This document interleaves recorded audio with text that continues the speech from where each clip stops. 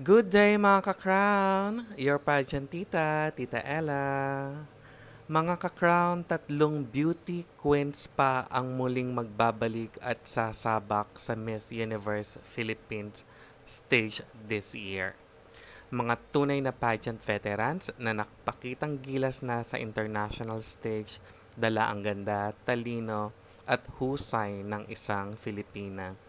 Unahin na natin ang isang fierce and fearless beauty na minsan nang ipinaglaban ang ating bandera sa Reyna Hispano-Americana, Katrina Ligado.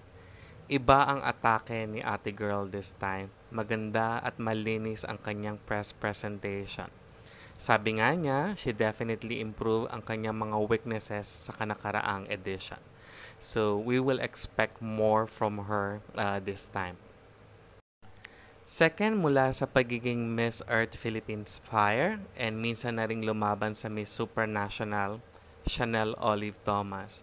During the press presentation or press briefing, iba yung naging freshness ni Chanel, knowing na ang tagal na nang huli siyang lumaban sa binibining Pilipinas and sa international stage. Bumulaga nga siya this year.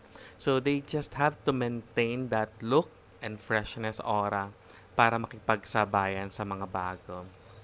And lastly, we have another binibining Pilipinas Queen title holder na lumaban na rin sa Miss Globe, Chelsea Fernandez. Chelsea matuturing ko mga ka-crown na chameleon beauty. Bawat atake ng team niya, ibang aura ang ibinibigay sa atin.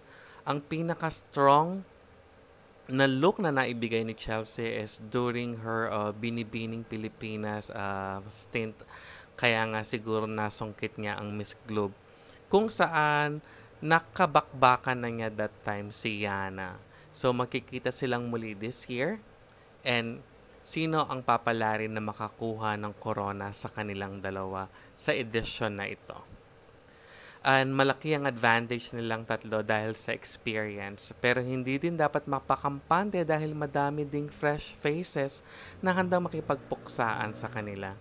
And alam naman natin kung ano ang bet ni Mama Jonas. Thank you and good luck to you all ladies.